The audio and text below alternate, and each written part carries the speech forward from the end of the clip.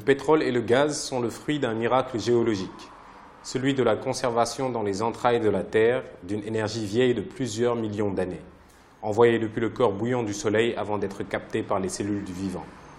Il constitue une richesse minérale qui a permis à l'humanité de construire une modernité multiforme, modernité qui semble désormais buter contre les limites physiques de sa propre démesure. Ces ressources d'exception et épuisables ne seront une malédiction pour le Sénégal que s'il ne se montre pas à la hauteur des défis qui lui sont posés. Elles devront donc être gérées de manière transparente et rationnelle pour façonner un futur solidaire et écologique, car, professe Ivan Illich, la vie dans une société conviviale et moderne nous réservera des surprises qui dépasseront notre imagination et notre espérance. Le livre est plutôt optimiste.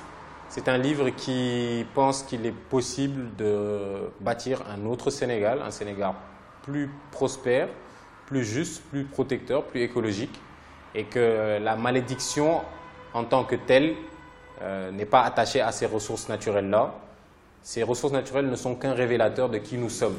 Si nous prenons les bonnes décisions, si nous sommes altruistes, rationnels, transparents, et qu'on prend les bonnes décisions en termes de législation, en termes de contrôle technique, financier et comptable, je pense que ça peut être une bonne chose pour le Sénégal. L'inspiration m'est venue de mon entourage, à force de faire des interventions ou quelques articles pour expliquer le peu que je savais de cette industrie. J'ai perçu une attente toujours plus importante de la part des gens, de mon entourage d'abord, sur les réseaux sociaux ensuite, et je me suis dit qu'il fallait consigner tout cela de manière plus formelle pour informer les Sénégalais, informer pas seulement les Sénégalais, mais d'ailleurs tous les Africains, parce que ce qui se passe au Sénégal se passe peut-être en Côte d'Ivoire, au Ghana, parce que ce sont des pays également qui ont découvert du pétrole. Et l'idée est de dire qu'avec ces ressources naturelles, voilà comment fonctionne l'industrie, voilà comment se font les investissements, voilà pourquoi nos États ne mettent pas directement de l'argent et comment pourrait-on en tirer profit si nous faisons telle réforme, si nous renforçons notre administration et si nous formons notre jeunesse, parce qu'il faut également qu'il y ait des retombées pour la jeunesse du pays. Et que surtout, si on réinvestit bien l'argent tiré de ces ressources-là.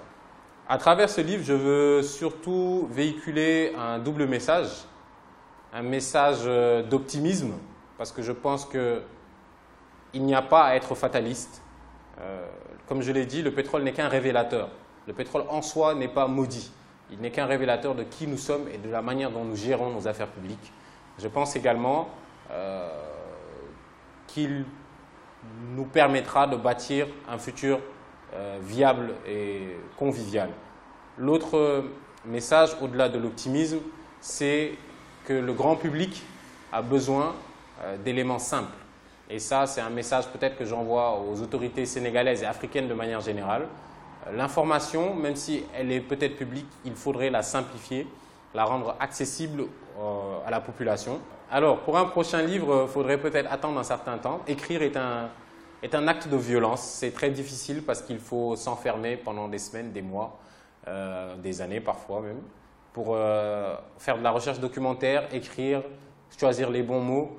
Donc, après un premier ouvrage collectif, Politisez-vous, plus celui-là, L'or noir du Sénégal, je pense que je vais un peu prendre mon temps. Donc, peut-être pas avant quelques années.